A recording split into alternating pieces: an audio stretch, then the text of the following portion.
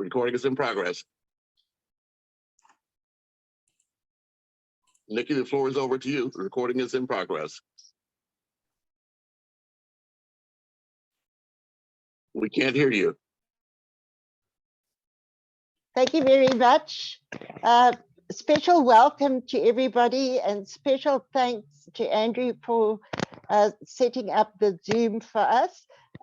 It's a very special event for us, for me personally, that we're able to bring together such wonderful leaders that are impacting such a difference in the world. I'm extremely excited and happy and blessed and treasured that Andrew is joining Global Peace-Led Talk. Andrew, thank you so much for accepting us, and you will be heading up the human rights. We will discuss the detail later. The purpose of today is for Managay and Patrick. Managay is our board executive, and Patrick is our chief operating officer. So Patrick's based in Canada. Managay is based in South Africa, and I see Joseph is always also here. Joseph, thank you for being here.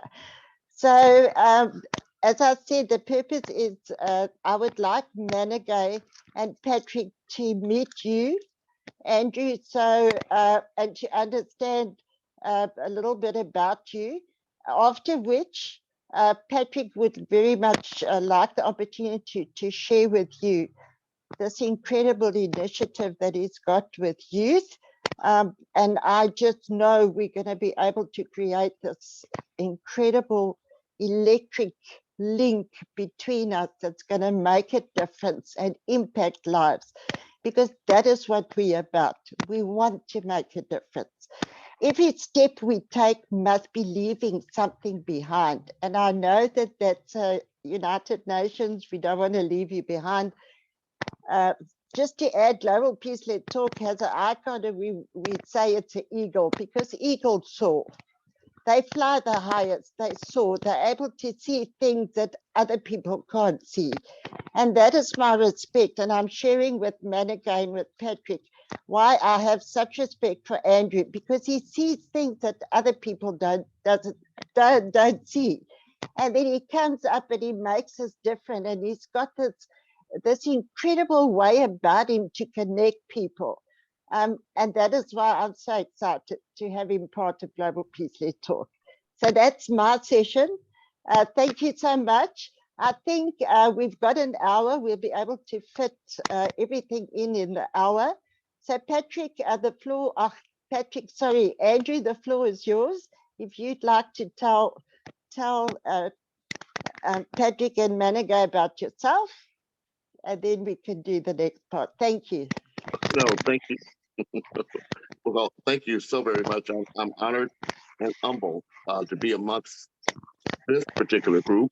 I watched the work that Dr. Nikki's been doing for quite some time, and Global Peace, Let's Talk, it reflects my own viewpoint and vision.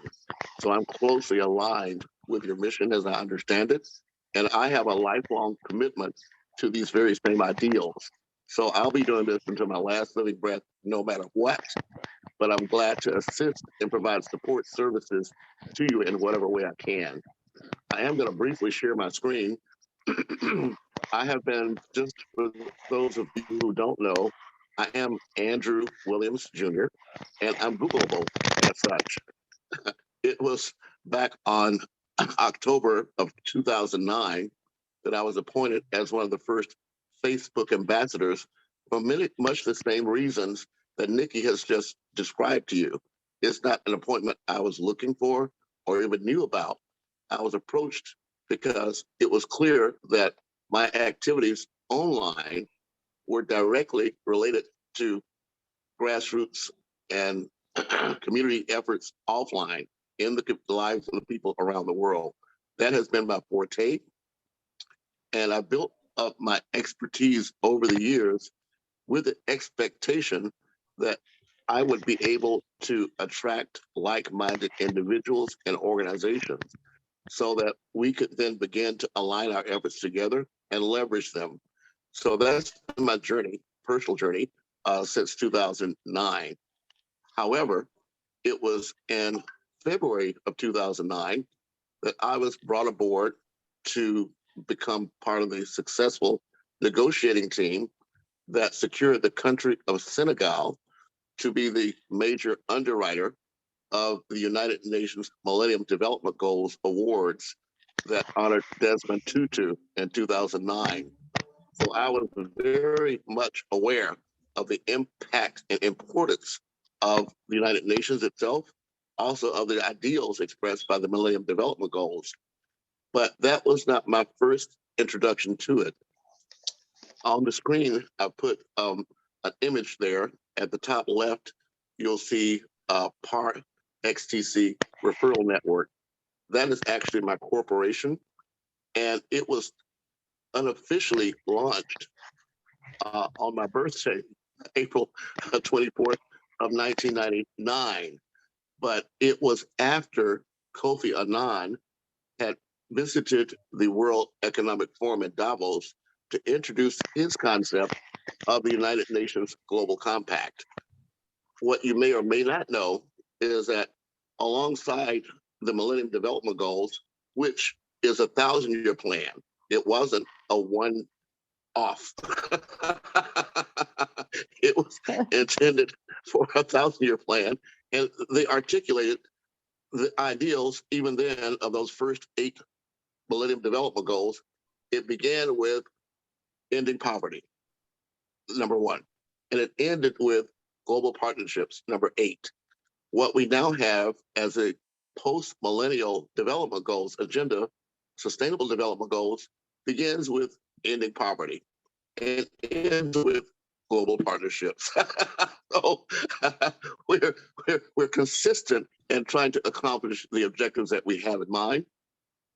I was personally impressed with the launch of the United Nations Global Compact the following year in July of 2000, because what it did was it empowered civil society to engage with business in the private sector to impact not just the decisions of governments, but the implementation of that on the ground, so to speak. That was the ideal, of course. However, one major difference is that the United Nations Global Compact was able to maintain a consistent leadership for its first 15 years of existence. So while presidents around the world changed, prime minister changed, there was still this consistent effort on the part of the United Nations Global Compact to continue to build towards this idea of addressing 4 major areas. Number 1, I'm letting people in. Also, I have appointed several of you as co-hosts. So if you could assist me by allowing people to join us, I'd appreciate it. But the number 1, well, I can do even better. I can actually share with you this brief video. It won't take but just, I think, 5 minutes, and then you'll have a better understanding of what it is I hope to share with us. So give me just a moment, please.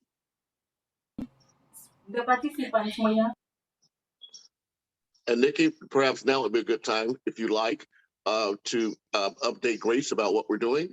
And I'll bring up this video on my screen, if you'd be so kind. Okay. Hello, Grace. Grace, you can hear me?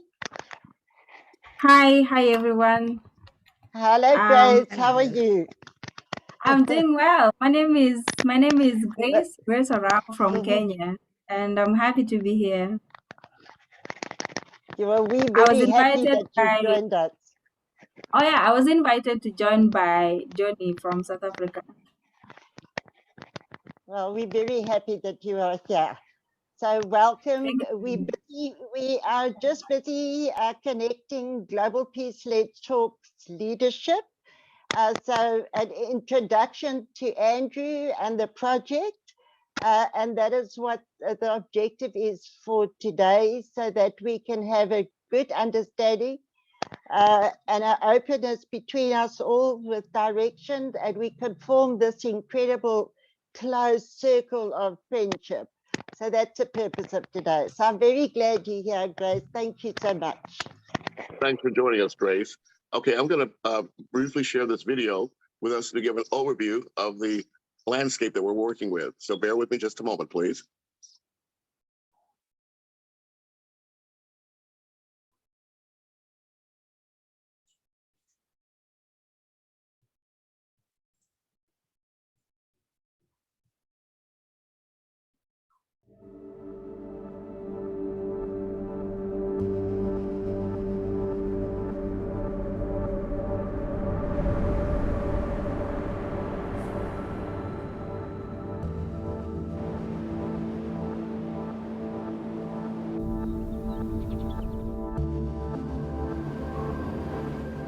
As a human family, we've had an enormous wake-up call to how connected we are with a tiny little virus that comes along and shuts us down. We all live in this world together. The same blood flows in me and any other person. We're facing the challenges of an ecosystem that is stressed. Things are not moving as fast as they should. Things are improving, but not as fast as they should. The challenges that we are facing, they are materializing so fast that it's not only my children or grandchildren which will experience the consequences if we fail. To do it, we need to do it together. Collaboration, north, south, east, west, black, brown, white. Strength in the diversity of the human family is what we need right now to get us past this incredibly difficult time. Might sound like it's impossible, but that's what we work towards, making the impossible possible. 20 years ago, a small group of United Nations and business leaders came up with a visionary proposal. I propose that you, the business leaders here gathered in Davos, and we, the United Nations, initiate a global compact of shared values and principles which will give a human face to the global market. I always say part of Kofi Annan's genius was he invited business, but he also addressed civil society and labor organizations. The mission of the United Nations Global Compact is to mobilize companies around the world to align their operations and strategies with 10 universal principles in the areas of human rights, labor, environment, and anti-corruption. The UN represents the body that aims to drive international cooperation and drive peace and security for humanity. And I think it unifies all of society around this set of 17 goals. Our objectives cannot be met if the private sector doesn't play a fundamental role. And so the Global Compact is a platform in which all those businesses that abide by the principles of, and values of the United Nations and of the Charter to work together, representing the best of humankind. For the last 2 decades, the initiative has grown to encompass local networks in more than 60 countries, engaging directly with over 10,000 companies. The local networks are our global footprint around the world, and they work with us to translate the 10 principles as well as the Sustainable Development Goals into actionable pieces of work for businesses globally. It is so decided. Since 2015, the 17 Sustainable Development Goals and the Paris Climate Agreement have provided the most powerful common agenda that the world has ever seen, with an essential role spelled out for business. L'accord de Paris pour le climat est accepté. Any business that continues to operate under its own self-interest will not be around very long. So businesses that have a strong purpose, that understand how they can make society better, will be embraced by society and will be around for a long time. Be the change that you want to see in business. I truly believe that companies who do not put sustainability, the SDGs, in their strategies, they're going to disappear. The mindset of consumers has changed. They increasingly want to buy from companies that are contributing to society as a whole. Business must be part of the solution in when we address these big global problems. The focus has shifted to both the short term and the long term, both doing well and doing good, making profits and making a change. This is a reality of the world now.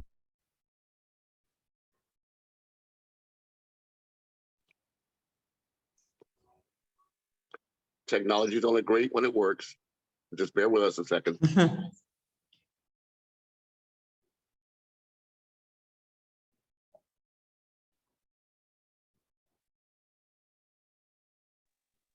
Well, I like to get the last of his message, but I'm at the mercy of the internet. So I'll try this one more time. As a matter of fact, I'll end this now because I have put the link to this in the chat, or at least I will put it there. But just to introduce myself, I'll take about, it's about 8:15 now. I'll take about 15 minutes, if I may, to give you a great overview. And then from there, I'll turn it over to your team and let's see how we can work and network together. As I mentioned earlier, I've been appointed, my first appointment was not really as the Facebook ambassador. It was in 2008. I was appointed as the global ambassador for organization that was called the Global Awareness Campaign. And the idea was to reach over 1 billion women around the world with a free ebook to let them know that they could accomplish their pregnancy planning without using contraceptives. But that was a long time ago. More recently, on March the 10th of this year, I was appointed as a Goodwill Ambassador, actually as a Director of Community Relations for the Arma Williams Foundation. And that's the document that I did share with Nikki, and I'm going to share with you now, because it speaks to not just me individually, but me as representing my corporation, my company. Individually, I can make mistakes and I can make misrepresentations, and it might be forgiven or not. But from a corporate standpoint, it's critically important that everything we do is above board and transparent. So in that regard, I've connected now whatever I do with organizations such as yours, not just through me individually, but through my corporation. As I said, that's the PAR XDC referral network. That's a corporation name, but I'm in California. So we're able to have different, I would guess you would call them divisions within a corporation. So Andrew Networks is, in fact, one of those brands that my corporation owns. But I'm going to share this with you. Again, I provided this already to Nikki. She can actually send it to you. But for example, here in this relationship I'm with right now, I was appointed as a consultant to Arma Williams to represent the company's interests globally in the areas of import-export opportunities, immigration law, project finance, and other opportunities that the consultant seems fit. However, Arma Williams also appointed PAR XDC Chief Executive Officer, myself, as a non-salary community relations director and an advisor on environmental, social, and governance issues vis-a-vis the Arma Williams Foundation. Now, that's a nonprofit organization. So what I hope we can do is begin establishing memorandum understanding among our organizations so that, again, we provide transparency to the entire world about who we are and what we're doing. But for those of you that don't know, again, I'll just take a few moments to just walk through this. For those that aren't able to read it, the Honorable Andrew Williams Jr., cultural diplomatist and community relations consultant.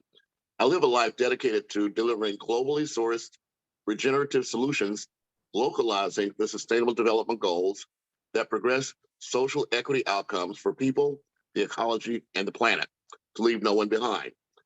Best known for philanthropic endeavors as a Goodwill Ambassador for an expanding network of social impact projects in multiple sectors, Andrew develops and coordinates strategic alliance outcomes for tribes, nations, non-governmental organizations, agencies, businesses, projects, communities, and communities of peoples and individuals globally. Again, I've shared this with Nikki, and she can share it with you. This page just gives you a background of my own activities. It does speak to my 7-year presidency of the 5 Points Youth Foundation here in Los Angeles, which is, in fact, a member of the United Nations Global Compact. And that's the first step I took to becoming president. What that does for us, if we choose, is that we can, through that membership, we can align our efforts and utilize United Nations Global Compact. We support UN Global Compact logo on our activities that have educational purposes that promote the Sustainable Development Goals. That's one of the reasons why I took the time to include this graphic that shows Global Peace Let's Talk as one of the collaborators with this project that we've undertaken, not just recently, but quite some time ago. So the idea is that we demonstrate to the world that we are aligned together to address issues that affect all of us. On a general basis, we're faced with not just this hunger pandemic, but the climate pandemic as well. And I apologize. We're not just faced with a health pandemic, but we will soon be facing a hunger pandemic. And that's on top of the climate pandemic that's already in place. From a practical standpoint, the research shows that those countries that have this diagram shows that the darker area countries are the ones where most people are likely to die from the adverse impacts of climate change. The bottom graphic shows those places where the lighter places are the places where the least number of United Nations Global Compact local networks. So from a practical standpoint, all I'm suggesting is that we undertake the challenge that this organization has outlined, use their tools and resources as they align with our own goals and visions. Education is also very much a part of this. Few people are aware that what we now know as the Sustainable Development Goals was greatly impacted by the Common African Position. In 2012, Madam Zuma from South Africa, she envisioned what's called the Africa we want. And that led to what's known now as Agenda 2063 for the African continent. That was passed early in 2015. The Sustainable Development Goals were not endorsed until later that year. So the bulk of the recommendations provided by Africa are in fact embedded in the Sustainable Development Goals. There's a specific chart of the 17 goals. And at the bottom here, you'll see the outlines of how they impact what's happening on the continent of Africa. Part of our task is to educate our networks so that they can educate our children so that they understand that what we're dealing with is not something foreign, it's actually part of our own DNA. Now, I did take the time to put together this booklet that shows the United Nations that shows all the Sustainable Development Goals in such a way that we'll be able to quickly just take the opportunity for those that we're engaged with to have the same worldview. And the idea is that this document allows anyone that has access to Adobe, just click through and it'll take you to the particular website that shows the additional information. So the idea is that we can begin using these tools and resources almost immediately to align our efforts with a global work that's going on. What I'm suggesting that we do here with Global Peace Let's Talk in this collaboration is identify how each of the mission objectives that we have, in particular, of course, peace is in our name. So Sustainable Development Goal number 16 is peace and strong institutions. That's an obvious one. But the idea is that for us to articulate how each of these 17 goals are impacted by our work and vice versa, that's the long-term view. But my objective here is to make myself available to each of you to assist in developing your own vision and plan to the best of my ability. Joseph Akinola is here as not just a guest, but he's also part of the team that I'm pulling together, representing the Ad Hoc International Advisory Board of Goodwill Ambassadors. That acronym was launched on September 21st, International Day of Peace, in 2019, with a specific idea to help achieve what the United Nations had outlined as their decade of action to achieve the SDGs. However, it became very obvious that because we need to involve businesses with our activities in order to mitigate the damage that's done when businesses work without any guidelines and have adverse impact on our communities, that we adapt the ideas of the UN Global Compact to be front and center about our activities. We don't have to make up a plan of action. There's one exists already. There is what's called the 2021 through 2023 local network strategy. And Patrick in Canada and I think will be on the front line of that, because here on the North America, we have technically less than 1,000 members of the UN Global Compact. We have the opportunity, if we choose to do a demonstration of how we can impact our local communities, but have a global impact so that organizations such as yours, based in the UK, Global Peace Let's Talk, can also engage not just the UK, but the entire Commonwealth of Nations network. As you know, in January 1st of last year, the African Continental Free Trade Area went into effect, but Brexit also went into effect. That has geopolitical implications that allow us to take advantage of our locations around the world. So I will be encouraging each of you to stand where you are and connect together these dots. But Joseph Akinola is working right now on the website for andrewnetworks.com. That's where we are introducing these concepts globally, but we also have a list of our humanitarian partners. So the intentional outcome is for us to add not just Global Peace Let's Talk, but each of the organizations that are participants or supporters of what you're doing in this online, transparent organizational structure that shows how we work.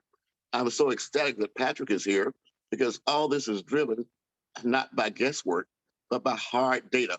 We have to have evidence-based information, data-driven, that drives everything we do, because there are $130 trillion that have been committed by the chief financial officers of the key members of the United Nations Global Compact, dedicated to accomplish these objectives.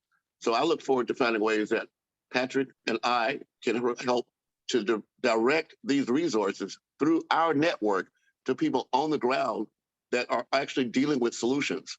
That's where it's important for us to document what we're actually doing right now and have been doing as what I call a docu-reality series.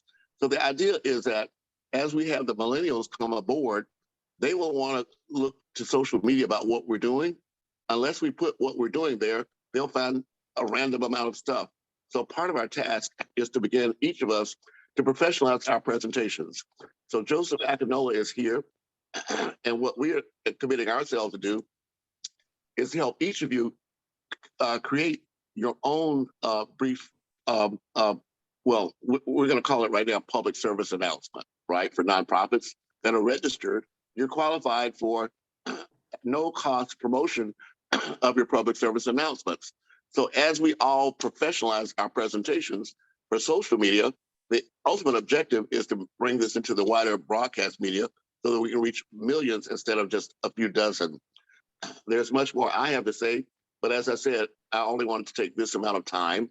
So I'll just stop sharing and open the floor up. I'll turn it back to you, Nikki, to take it from there. And hopefully Patrick can lead us through our guidelines for the next step. But the ball is yours. Thank you so much, Nikki. And I'm truly honored to be here among you. Thank you.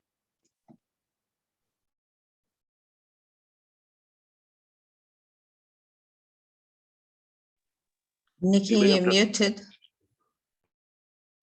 Oh, sorry, there we go. Andy, thank you so much. I was just saying, you must always know that we love you and that we are truly happy that we're going to be able to create this incredible network. Okay, so I'm going to ask Patrick. Patrick, are you ready? Yes, I'm ready. You can hear me. Okay, there we go. The floor is yours, Patrick. Hey, thank you very much. Good afternoon and good morning, Andrew. It is a pleasure to read through some of your documents and also get an understanding as to the work that you have been doing. I kind of, when you were speaking, I kind of were sad to see that Canada was this yellow big patch on your graph there. That means that we are not doing as well as our fellow neighbors. In the United States, you guys are all blue and all that. So I'll try to see what we can do. Before you go further, let me say that there was a study done last year by the Sustainable Development Goal Network and Howard University that showed in the United States, none of the 50 states are even halfway to achieving the Sustainable Development Goals. And the ones left furthest behind are those of African descent, those indigenous people, and those Latinx communities. So Patrick, we all have work to do. I'm just committing myself to help do it. Okay. That makes me feel a little bit better.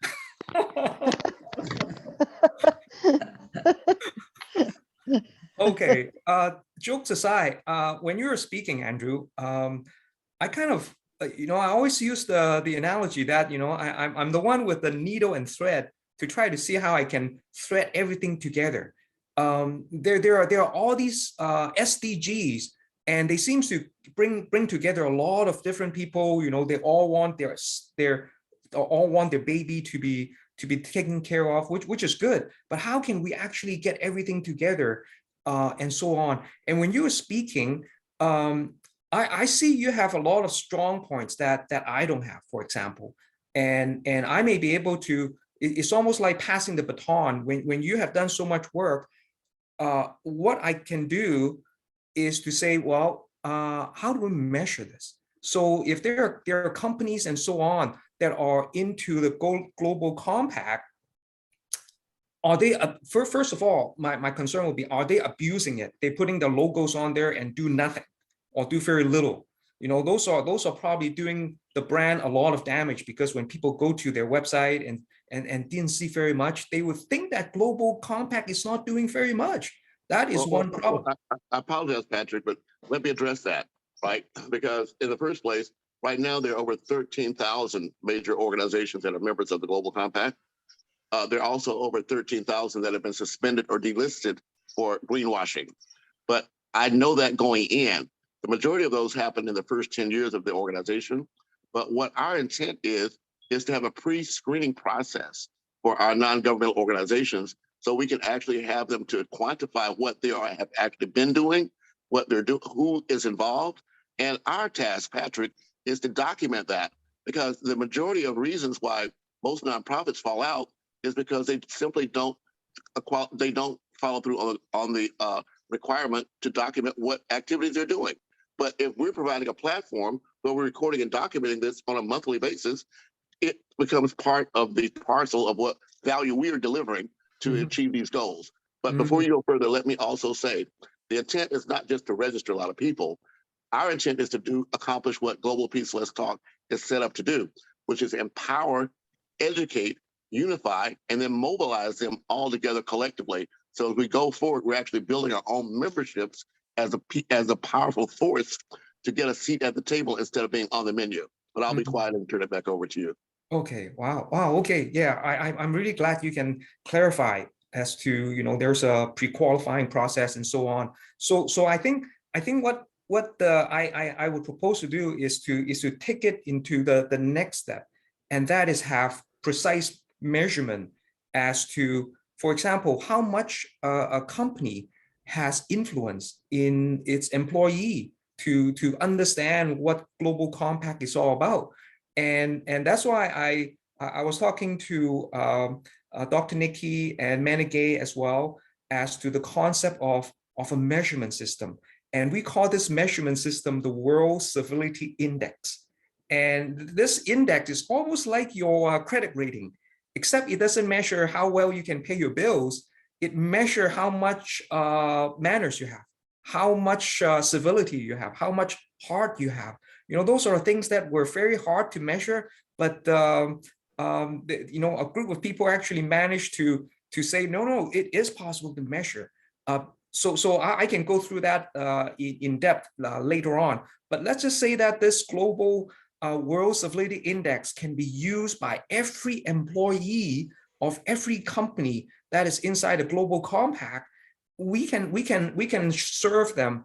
We're already doing it. We can serve them something on the cell phone, a 5-minute read or 5-minute video on like your video you just show, you know, just so that people can see what's going on a daily basis. Almost 5 minutes. That's all we take, and they can, after that, we ask them a skill testing question, and if they got it right, they earn 1 point on their own personal World Civility Index credential.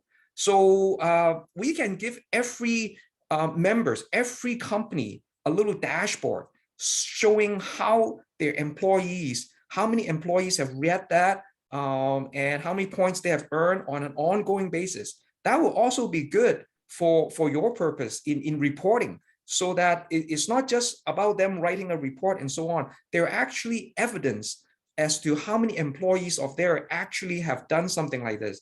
And so there are strong evidence, and we can bring it to the world and say, now look at this. All these people have been doing something like this. We have influenced 2 million people and the employees and so on. So we can have actually very good numbers that we can give people like that. Not only do I love that, Patrick, but think about what you just said, right?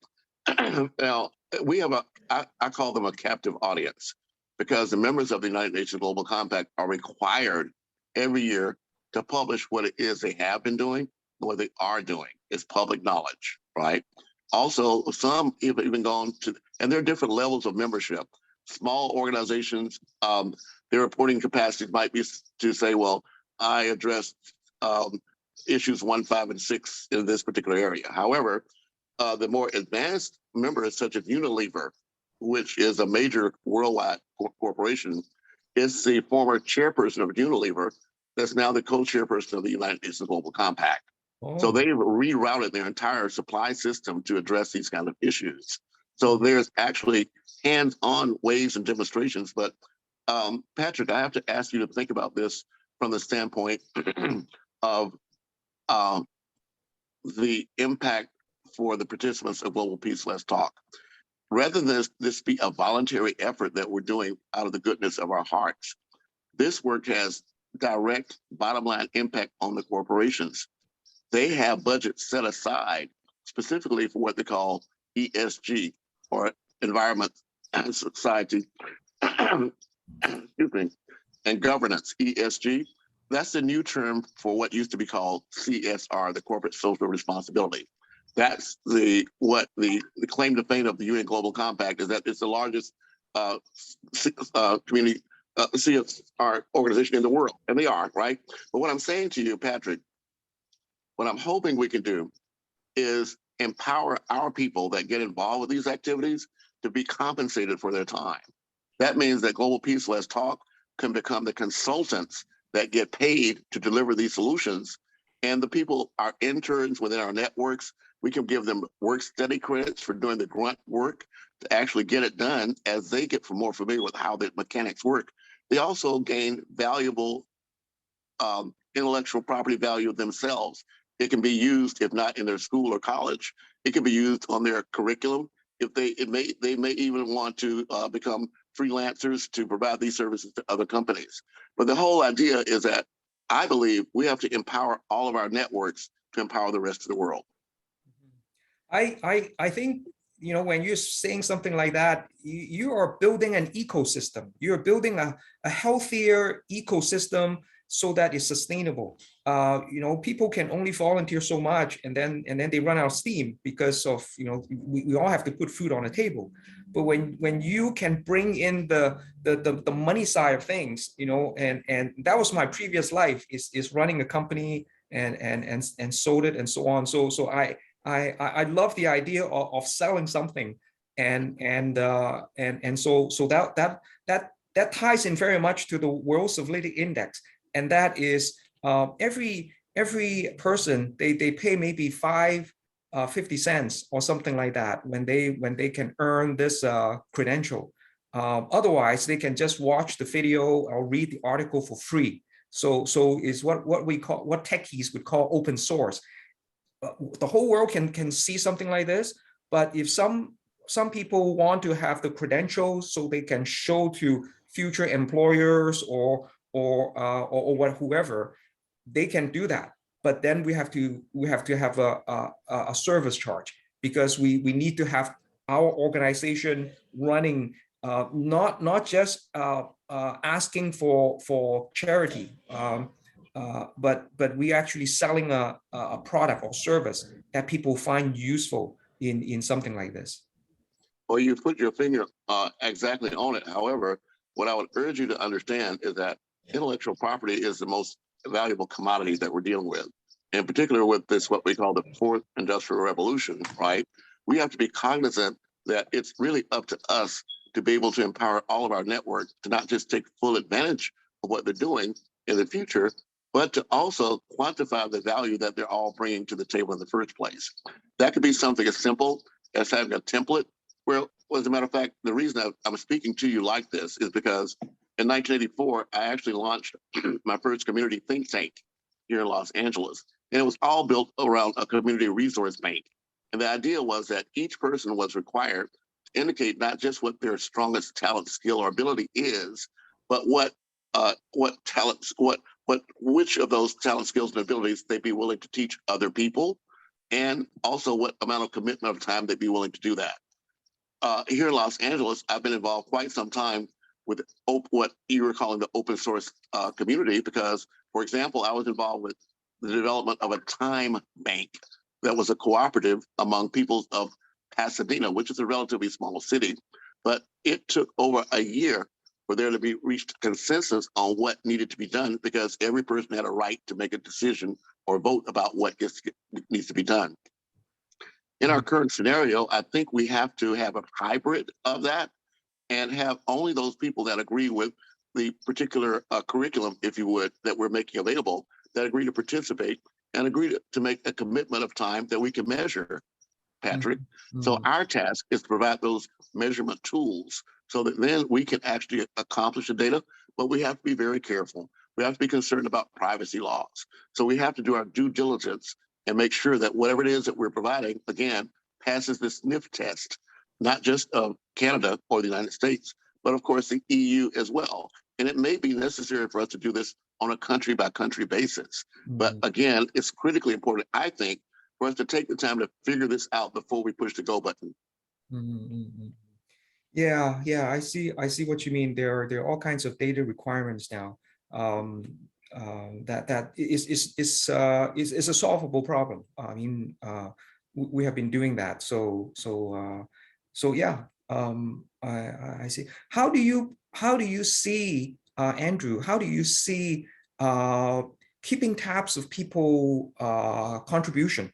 You know, the old time card comes into mind. Well, here we are. You put your hand on the crux of the problem, right? If we are going to be responsible for it, we have to provide that data, all right? In other words, perhaps we have to provide a way that people on their phone, we may have to create an app, right? But there are tools available to track their time. They're out there.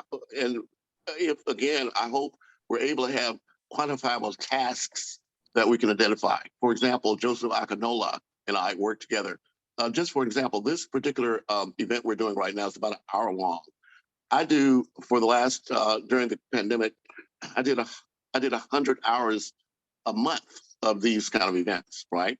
But it took an additional 100 hours after that to actually do the post-production, going back through it, you know, downloading it, uploading it, all that stuff. That's time consuming, right? But here's the idea. It's critically important for us first to define the value of what it is that we're delivering, because at the end of the day, Patrick, we're really suggesting that we've already made quite an investment of our time, talent, and treasure into what we're doing now.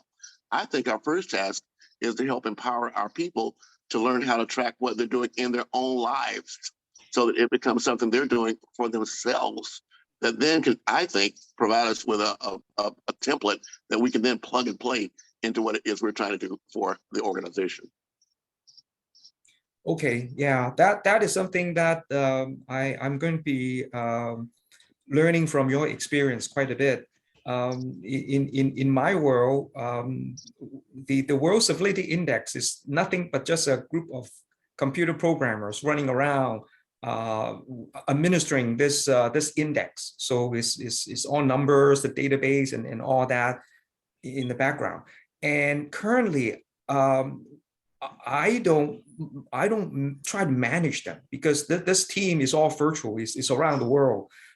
We've been doing that for a number of years, even before the COVID-19 pandemic. So what they do, whether they do it on the beach or wherever, you know, doing the computer programming, it's really up to them.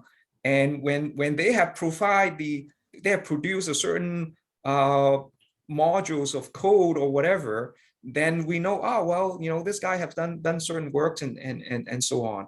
So those are kind of ideas that comes into mind.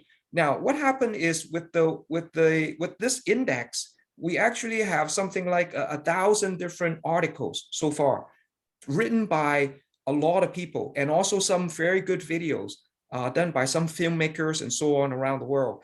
And how do we propose to compensate them in the future? And that is whenever somebody watch that video or read that article, part of that revenue that is generated, that I talk about, you know, we charge 50 cents per read, per article, per video. A part of it will be for the author, for the producer. part of it will be for the promoter.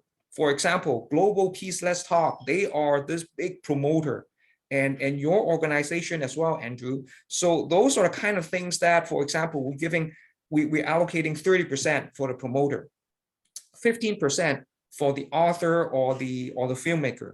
So that's very much in line with what a traditional publisher would do. They pay the author something like 8%. So we're slotting something like that, and then 20% we have allocated for the UN SDGs. So when we have that kind of money coming in, that money is allocated for SDG, UN, or the Global Compact initiative. So that would also have some kind of funding from this kind of income in this regard. So that's the concept right now that I can see would work very well, because we have been using that for the World Civility Index, and we have a little reading program. We have a few 100,000 people using something like this at this stage. So in terms of the infrastructure, I think it's all there. How do we tell the world? How do we tell Global Compact and its member about this being possible? Would be a marketing communication exercise that needs to be done. Well, here's the thing. I'm going to again share my screen with you, because what's coming up very shortly is this event in September. On September 1st to the 2nd, you have Mandela International Peace Summit. I'm here in Los Angeles. Just yesterday, I went to the headquarters of the Youth for Human Rights here in Los Angeles. And they have a headquarters in Hollywood, California. They've agreed to shut down the streets on July, I think it's 18th, which is, as you may know, Nelson Mandela Day. So part of the team that we have already in place, we're already doing big events, Patrick. So I'm suggesting that what we do is, as we promote the events that we're supporting, to at that same time promote the Civility Index, or promote what it is, whatever it is that we're doing. And then have a link, if you would, that allows us to have all of our supporters include that link on their particular website or their particular social media that tracks back where it came from. So we can know that, let's say my organization, 5 Points, people came to our website and 100 of those decided that they want to participate with the Civility Index. Maybe 5 Points gets some brownie points for that. Global Peace Let's Talk, and their separate divisions. Let's say Global Peace Let's Talk has a division in each country in the world. So then we can identify, well, which countries, from which links the information is coming from. But ultimately, the answer is that we're going to have to use artificial intelligence at the end of the day. We're going to have to use cryptocurrencies at the end of the day. We're going to have to use ways that are right now becoming available that will help us to track. But in the meantime, Patrick, our task, I believe, is to finalize as much as we can the Civility Index, and to do the background work as much as we can, and to get it ready, and then go and then work out the details as we go. Because until we start, we won't. Until you go to war, you don't know what you're fighting with, and you have to go to war with what you have. You can't go to war with what you think you want to get. So that ball's in your court. I mean, I'm here again to provide full support in whatever it is that you decide to do, but it's only able for me to wrap my head around it as I get immersed in what you've done already. I can then better evaluate what dots that perhaps I can help you connect. Yeah. I like your approach very much. I think that you, I don't know, you came from the IT background. You seem to be thinking like an engineer, like a programmer, very logical. What we can do at this activity is to give organizer a QR code, one of those the square, and all participants on the street everywhere, they can all use a cell phone to scan that QR code, and they can all earn 1 point of World Civility Index. So that would register with a lot of people saying, hey, what is this World Civility Index? Isn't that kind of whatever? So when that's there, there's awareness, and we got some numbers, then we can talk more as to, well, maybe 30% of the participants scan that code and earn the Civility Index. Then we got something to work on and say, well, how can we improve that next time? And how can we do the accounting more properly? Is it going to be global peace, let's talk? Is it going to be a global compact? How do we do that? That comes later when everybody on our team can see what this index can do. Let's take a step backwards if we can, Patrick. Understand, before we talk about global peace, let's talk. We need to talk about your organization or you, right? Because at the end of the day, it's our individual components that make up our collective. So we're certainly going to have to look forward to that. But please, again, look at this from the perspective of an IPO, right? Because we're not really just talking about our end client.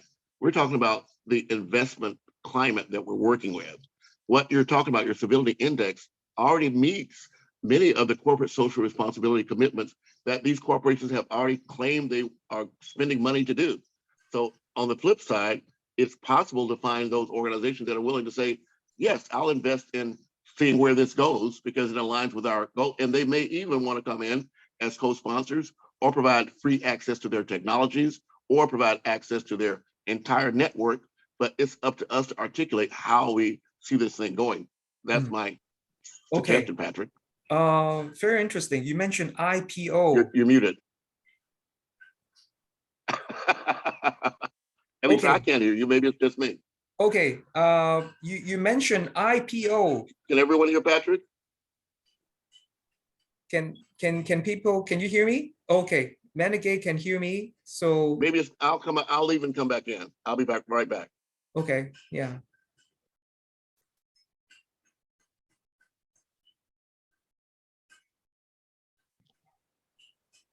Everybody can hear. Yeah, I can hear you, Dr. Nikki. Yeah. Well, okay. Yeah, thank you very much. I think connecting with Andrew is a wonderful strategic step because he got the network that he has already established, and then with Global Peace Let's Talk as the catalyst, like I always say, is the museum creator. The curator can connect with somebody like Andrew, and yeah, we can get things done.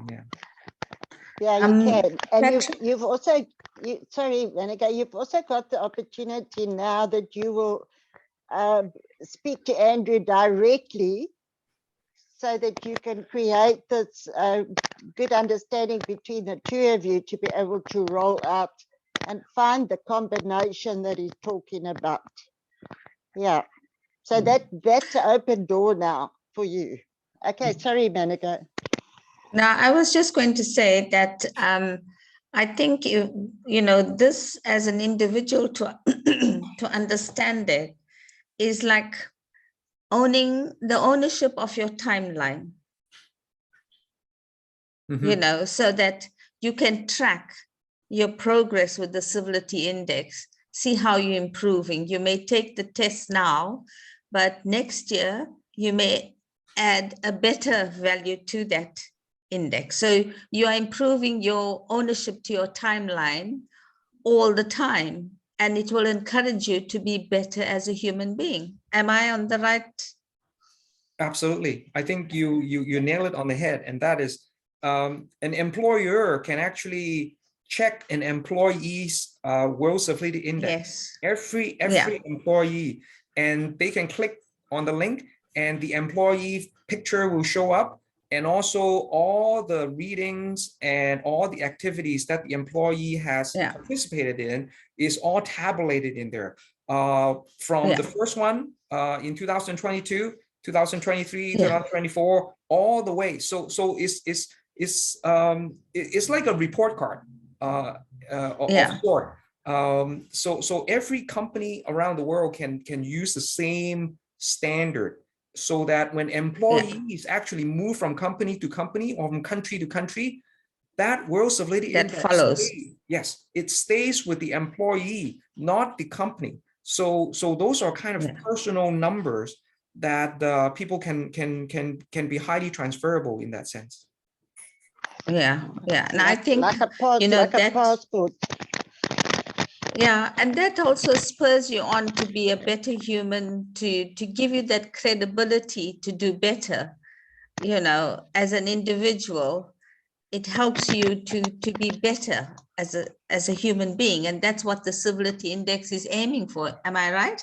That's right. Yes, it's always a work in progress, so that people can say, well, you know, I'm progressing.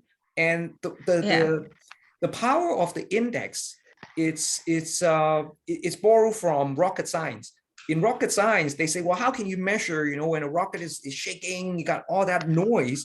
But they find out that if you take little measurements, you know, here and there all the time, it's surprisingly accurate. So with the civility index, having you read an article on a daily basis, day in, day out, month in, month out, year in, year out, well, they're going to show results. And people do become more empathetic when they have this kind of information. Instead of playing games and where everybody start killing everybody, we bring them into a different world so that they can see that, yes, other people are empathetic. They care. So, you know, maybe I should care too. You know, those are the kind of things that I wish I said, you know, I invented it, but there are actually a whole body of research, scientific research done, saying that people who are immersed into this environment become more just like the environment. So you are the product of the 5 people that you hang around with. You know, those are kind of ideas that that the index is about. Yeah. I see that Johnny. Hello, Johnny. I hope you can hear me. Johnny?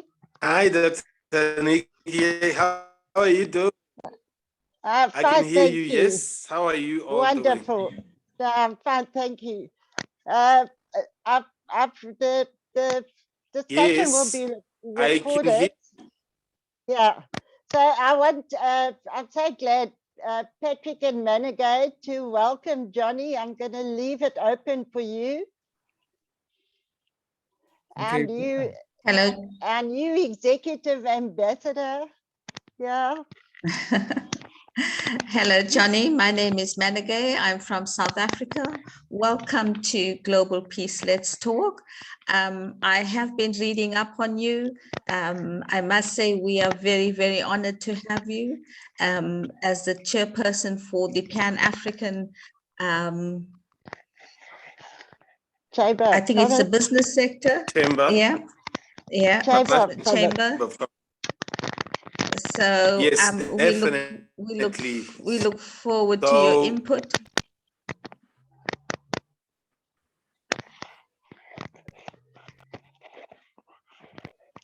Patrick? I am trying to switch off my video.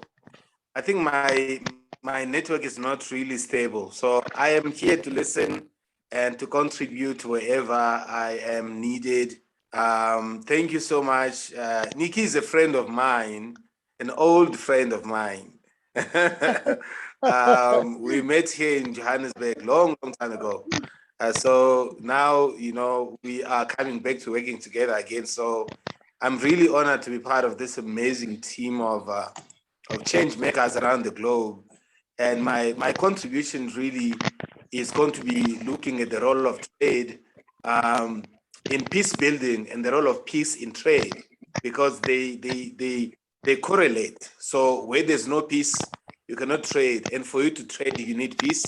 So that is the kind of the niche that I want to focus on: how businesses, the private sector, can play a very critical role in promoting peace, because their bottom line depends on peace.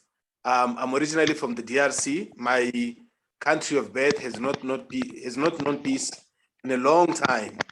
I came to South Africa 21 years ago, running away from this war that is still going on up to this very moment in Congo. So I'm an ambassador of peace, basically not just because of where I'm coming from, but I want to make sure that I can hand over a peaceful world to my children than the one, you know, I found. So that's why I'm here. Thank you, Well, Johnny. I must say you're in the right platform. I think together we'll help you realize your dreams. And I'm sure, I don't know whether you've heard Patrick talk about the civility index. And I think for every young African child that's going through all the wars and the atrocities, that civility index will really be a mindset change. And I think that is what's going to be the game changer going forward for a place without wars. To help, the civility index is going to help a great deal. I hope you heard that, Johnny. No, I did not hear. I think I got in towards the end. But of course, I would ways of reading more about it. Well, the great news is that we did record it. So not only will you be able to review it, but then after that, you can put your questions directly to Patrick, or we can even create a WhatsApp group so that as we go forward, all the people that are not able to be here can then get the same information at the same time. Wonderful idea, Andrew. Patrick, would you like to say something? Welcome, Johnny. Yes, Johnny. I was listening to what you were saying, and I was thinking that for children, for kids who have witnessed wars and violence, they can be kind of reframed into saying that they are going to be the leaders of future work they do. Because for people like me who have never seen war like that in Canada, a lot of people here are fairly ignorant as to what war is really like, and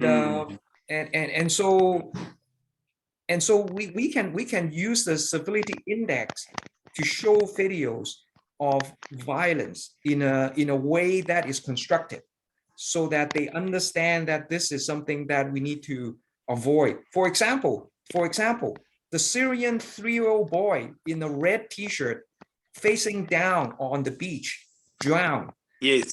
If we do something like that, so that young people in developed country like Canada, we show something like that, I think they are more intent to be more caring about what's happening in the world, rather than just playing their own video games and facing inward. So we have to allow people, for example, children who have seen bad things, to share. And those are kind of things where if we can get companies to put in some cash so we can have a film crew, just like them making commercials. I use that commercials. I don't know if you have seen it. Coca-Cola commercials. Maybe Dr. Nikki and Manigay could remember. In the 1970s, Coca-Cola make a great commercials. It was a song. Now, I'm not trying to sing it, but it goes something like, I love to show the world. Well, maybe you can sing it, but those are kind of things that we need to make, those kind of videos that are compelling. It's not about whether you know it or not. It's whether you know it in your heart, whether you get that image.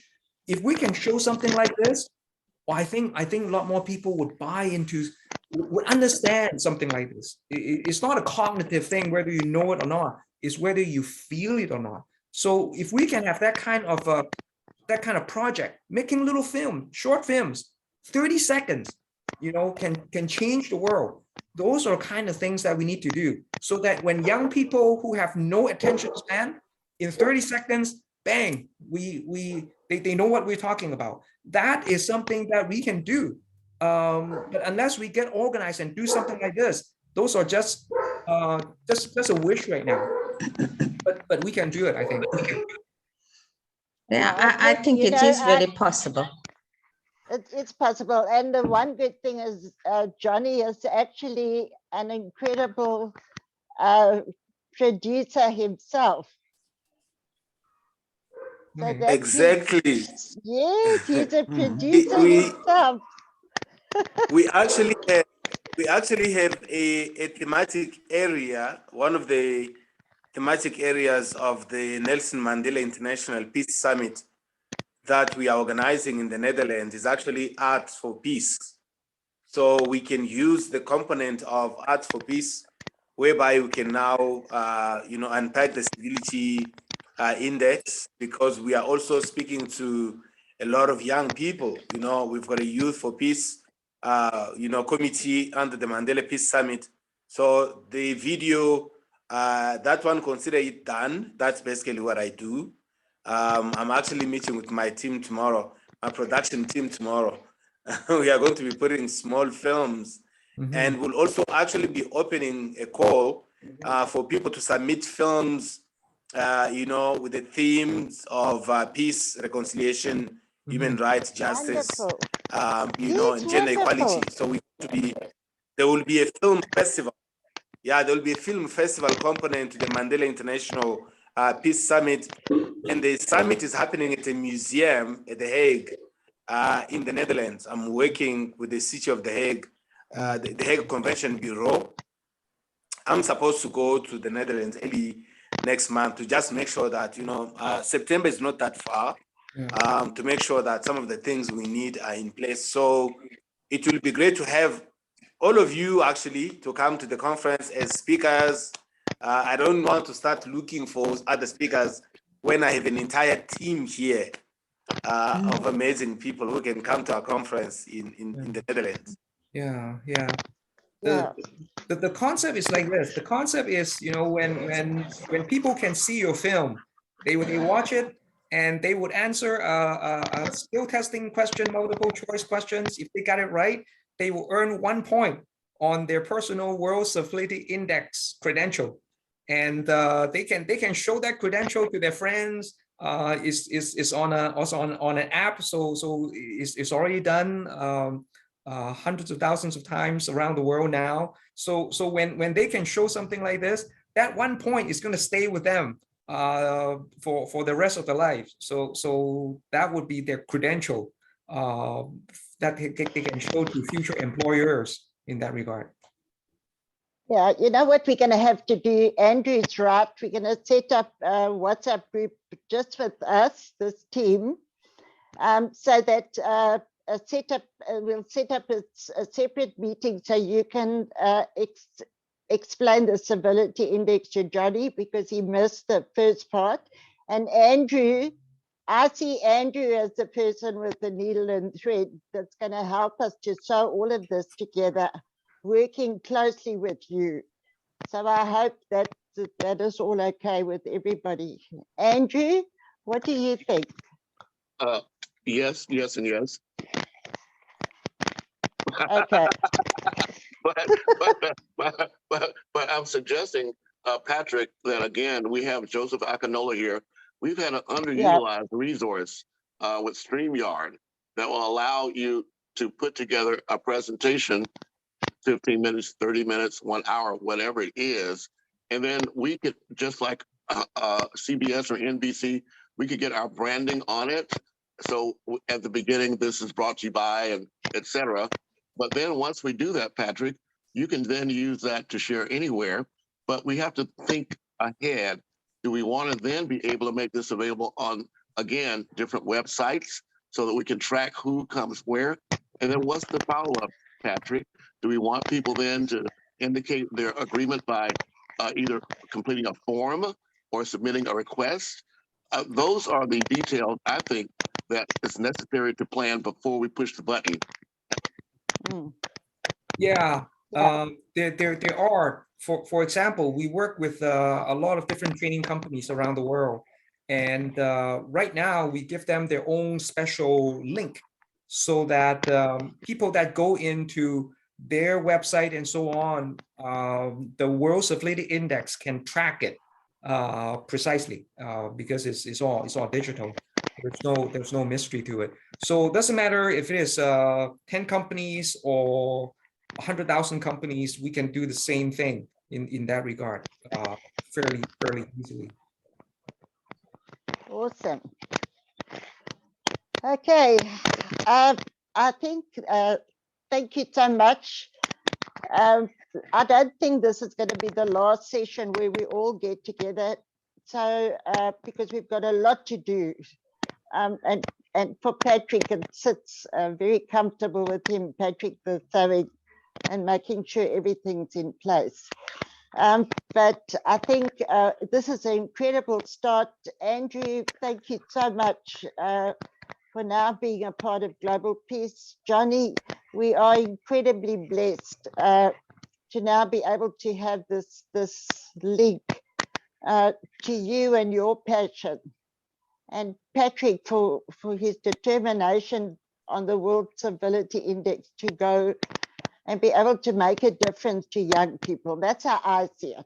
Young people are going to have this incredible impact in their life going forward with the Civility Index project. I really like it. Renegade, thank you so much. Yeah. Before we go, yes. I do want to yes. say that for all of us, I believe, Patrick, and everyone here, it's important that we first educate our children that they have human rights, because once I believe they understand they have human rights, that we're going to defend those human rights, we'll then be better able to get their attention when we talk about the civility index, because in the very bottom line, we have available information free worldwide that we can tell people about what the human rights are, and then let that be our entree, and then to describe what we're offering with the civility index and or other programs. That would be my suggestion, but that's just a suggestion. Yeah. I think Andrew and myself have been working in parallel universe. For example, I'm going to be talking to an Indian filmmaker, doing everything on his own.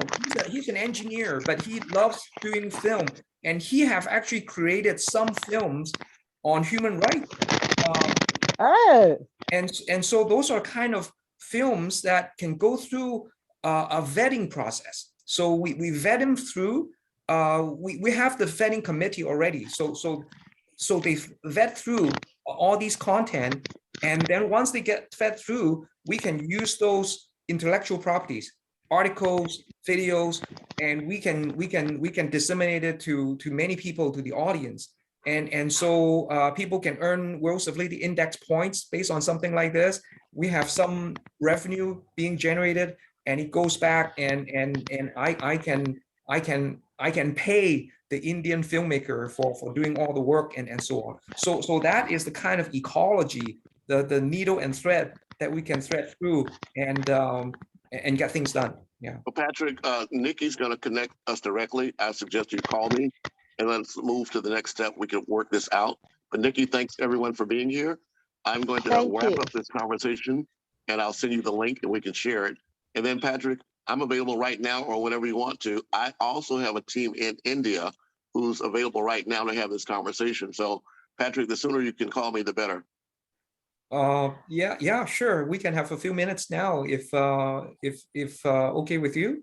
Sure. Yes, well, let's wrap this up. Andrew, yes. Andrew, I just want to ask that video clip. How can I access that clip that you were showing in the beginning? Oh, I'll put it in. I'll inbox you to it, right? But it's okay.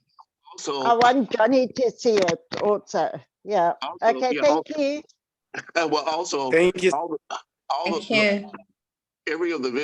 videos are on the andrewnetworks.com website, so you can actually go there, andrewnetworks.com. Joseph and I are working on it, but it has a lot of content there already that gives you a background on what we're talking about. And we do have an intention of including Global Peace Let's Talk among all our other organizations on our website to show people who we are collectively. So start thinking about, all of you, what organizations that want to be a part of it.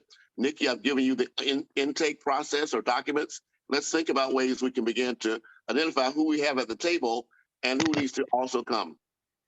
Okay. Had somebody taken a photograph of us that we can put on it? Yeah, let me. Everybody put their photo on so we can get a good picture. Yes, I've changed it to gallery view now so we can all see each other. Okay, good. Yay. Smile, everybody.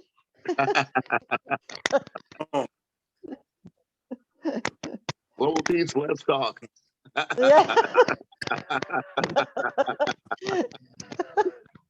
Okay, I'm going to wind it up now. Thank you. Love everyone. Bye-bye. Bye. Bye. Bye.